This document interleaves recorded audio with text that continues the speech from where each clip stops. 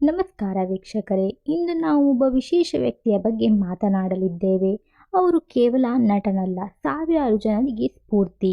ಕನ್ನಡತಿಯ ಹರ್ಷನಾಗಿ, ಮನೆ ಮಾತಾಗಿ, ಈಗ ಕರ್ಣನಾಗಿ ಅಬ್ಬರಿಸುತ್ತಿರುವ ಕಿರಣ್ ರಾಜ್ ಅವರ ಶೂನ್ಯದಿಂದ ಶಿಖರದವರೆಗಿನ ರೋಚಕ ಪಯಣ ಇಲ್ಲಿದೆ. ನೀವು ಇವರ ಫ್ಯಾನ್ ಆಗಿದ್ದರೆ ಈ ವಿಡಿಯೋವನ್ನು ಮಿಸ್ ಮಾಡದೆ ಕೊನೆವರೆಗೂ ನೋಡಿ. ಮೈಸೂರಿನ ಸೈನಿಕನ ಮಗನಾಗಿ ಜನಿಸಿದ ಕಿರಣ್ಗೆ ಚಿತ್ರರಂಗದಲ್ಲಿ ಯಾರೂ ಗೊತ್ತಿರಲಿಲ್ಲ. ಬಣ್ಣದ ಲೋಕದ ಆಸೆ ಹೊತ್ತು ಬೆಂಗಳೂರಿಗೆ ಬಂದಾಗ ಎದುರಾಗಿದ್ದು ಸಾಲು ಸಾಲು ಅವಮಾನಗಳು. ಕೇವಲ 300 ರೂಪಾಯಿಗಾಗಿ ಬ್ಯಾಕ್ ಡ್ಯಾನ್ಸರ್ ಆಗಿ ಕೆಲಸ ಮಾಡಿದರು. ನಂತರ ಮುಂಬೈಗೆ ಹೋದ ಇವರು ಅಲ್ಲಿಯ ಭಾಷೆಯ ಸಮಸ್ಯೆ ಇದ್ದರೂ ಛಲ ಬಿಡದೆ ಏ ರಿಶ್ತಾ ಕ್ಯಾ ರಹತಾ ಹೈ ಮತ್ತು ತು ಆಶಿಕಿಯಂತಹ ದೊಡ್ಡ ಹಿಂದಿ ಸೀರಿಯಲ್ಗಳಲ್ಲಿ ನಟಿಸಿ ಸೈ ಎನಿಸಿಕೊಂಡರು. ಕನ್ನಡಕ್ಕೆ ಮರಳಿದ ಕಿರಣ್ ಅವರಿಗೆ ಕಿನ್ನರಿ ಒಂದು ಬ್ರೇಕ್ ನೀಡಿದರೆ ಕನ್ನಡ ಧಾರಾವಾಹಿ ಇತಿಹಾಸವನ್ನೇ ಸೃಷ್ಟಿಸಿತು. ಹರ್ಷನ ಪಾದದಲ್ಲಿ ಅವರು ತೋರಿದ ಆ ಗಾಂಭೀರ್ಯ ಮತ್ತು ಸರಳತೆ ಪ್ರತಿಯೊಬ್ಬ ಕನ್ನಡಿಗನ ಮನಗೆದ್ದಿತು.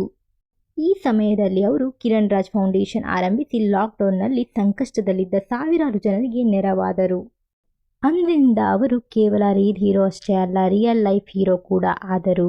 ಅನಾಥ ಮಕ್ಕಳಿಗೆ ಶಿಕ್ಷಣ, ವೃದ್ಧರಿಗೆ ಆಸರೆಯಾಗುವ ಮೂಲಕ ಸಾವಿರಾರು ಜನರ ಕಣ್ಣೀರು ಒರೆಸಿದ್ದಾರೆ.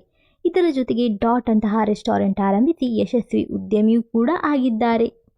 ಇಂದು 2026ರಲ್ಲಿ ಕಿರಣ್ ರಾಜ್ ಅವರು ಕಿರುತೆರೆಯ ಅತ್ಯಂತ ಬೇಡಿಕೆಯ ನಟ. ಜಿ ಕನ್ನಡದ ಕರ್ಣ ಧಾರಾವಾಹಿಯ ಮೂಲಕ TRP ದಾಖಲೆ ಬರೆಯುತ್ತಿದ್ದಾರೆ. ಇನ್ನು ಬೆಳ್ಳಿಯ ಪರದೆಯ ಮೇಲೆ ರಾಣಿ ಚಿತ್ರದ ಸಕ್ಸಸ್ ನಂತರ ಈಗ ಜಾಕಿ 42 ಸಿನಿಮಾಗಳ ಮೂಲಕ ಸ್ಯಾಂಡಲ್ವುಡ್ನಲ್ಲಿ ಭದ್ರವಾಗಿ ನೆಲೆಯೂರಿದ್ದಾರೆ.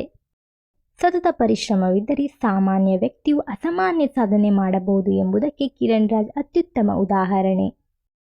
ಅವರ ಈ ಜರ್ನಿ ಬಗ್ಗೆ ನಿಮ್ಮ ಅನಿಸಿಕೆ ಏನು? ಕಮೆಂಟ್ ಮಾಡಿ ತಿಳಿಸಿ. ವಿಡಿಯೋ ಇಷ್ಟ ಆಗಿದ್ದರೆ ಲೈಕ್ ಮಾಡಿ, ಶೇರ್ ಮಾಡಿ ಮತ್ತು ಸಬ್ಸ್ಕ್ರೈಬ್ ಮಾಡಿ.